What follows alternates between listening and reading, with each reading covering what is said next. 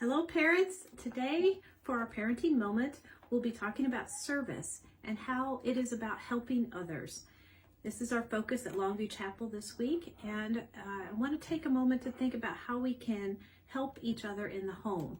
Many parents have talked to me through the years about the challenges of chores and getting children to do their part without complaining and without it becoming a big battle.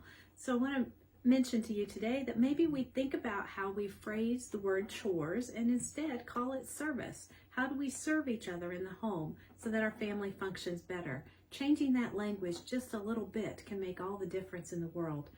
Also, another tip we might consider when it comes to encouraging children to be more service-minded in the home is to perform those acts of service with them. Using we language and modeling for our children how to go about serving each other makes a big difference. Even if you would go so far as to serve your children.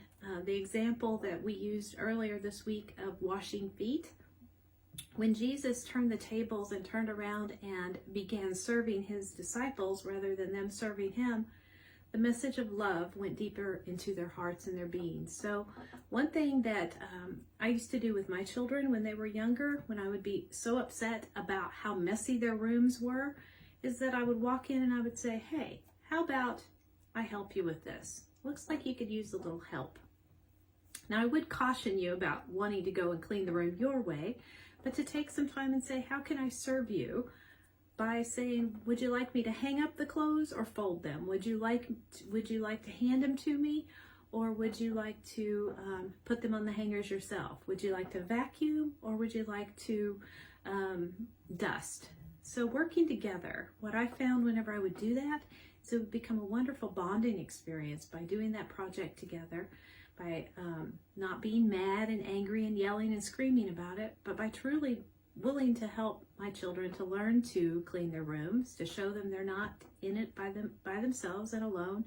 And it was a wonderful time. And I really do think that in time it became easier then for them to clean their rooms on their own.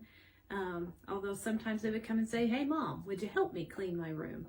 And again, it was a bonding time. So don't always think of chores as a time of conflict and arguing and complaining. Look at it as opportunities to bond and to serve one another. It might make a big difference in how your family functions. Continue serving.